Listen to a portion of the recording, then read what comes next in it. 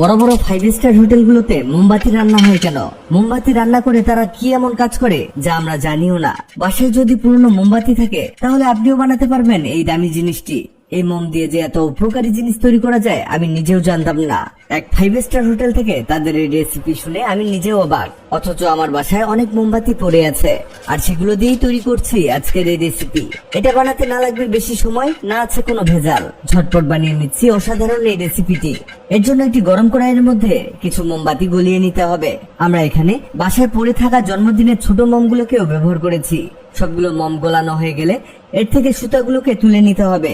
এগুলো ফেলে দেওয়া যাবে না, কারণ এগুলো পরে কাজে লাগানো হবে। এরপরে এর মধ্যে দিতে হবে সাদা এলাচ 4 থেকে 5টা, 10 থেকে 12টার মতো লবঙ্গ, কয়েকটি দারুচিনি গুলোকে এখানে ভেঙে ছোট ছোট করে দিতে হবে। তবে এখানে আপনি লবঙ্গ আর দারুচিনি বাড়িয়ে দিতে পারেন, এতে এটা আরো বেশি কাজ করবে। এটাকে এবার 2 থেকে 3 মিনিট হিট দিতে হবে আর এই অবস্থাতে অনবরত নাড়তে থাকবেন। এটা হোক, এদিকে আমরা পানির মধ্যে দিয়ে দিব মাটির দিয়া। এগুলো আপনি খুবই কম দামে পেয়ে যাবেন। 20 টাকা দিয়ে 5 থেকে 7টা কিনতে পারবেন। এগুলো পানিতে দিয়ে ভালোভাবে ওয়াশ করে নিতে হবে। বিশেষ করে এর ভিতরের সাইডটা বেশি করে পরিষ্কার করতে হবে। আর এগুলোকে ওয়াশ করা হয়ে গেলে এগুলো রোদে দিতে হবে। এখানে এর পানিটাকে একেবারে শুকিয়ে নিতে হবে। এই কাজটি আপনি আগেই করে রাখবেন, তাহলে পরের কাজগুলো আরো বেশি সহজ হয়ে যাবে। এই দেখুন, এগুলো শুকিয়ে গেছে, একেবারে পারফেক্ট ভাবে এগুলো শুকিয়েছে। এবার এগুলোকে সাজিয়ে রাখবো। ওকে, হয়েছে।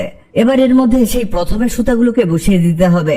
অনেকেই মনে করতে পারেন আমরা এই মোমবাতি দিয়ে আবারও মোমবাতি বানাচ্ছি, কিন্তু না, আমরা মোমবাতি দিয়ে এমন একটি উপকারী জিনিস তৈরি করছি যা আপনার অনেক টাকা বাঁচিয়ে দিবে। এবার এর মধ্যে সেই গলিয়ে রাখা মোমগুলোকে ঢেলে দিব। আমরা এখানে এক এক করে সবগুলো দিয়াতে মোমের লিকুইডটিকে ঢেলে দিব। এটা ঢালতে ঢালতে এগুলো ঢালা হয়ে গেলে এর উপরে কাঠি সেট করতে হবে যাতে এই সুতাগুলো সোজাভাবে লেগে থাকে।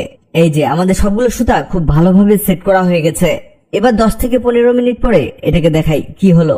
দেখুন, এগুলো কেমন জমাট বেঁধে গেছে। এবার এর কাঠি সরিয়ে নিতে হবে আর এর এক্সট্রা সুতাটিকে কেটে ফেলতে হবে।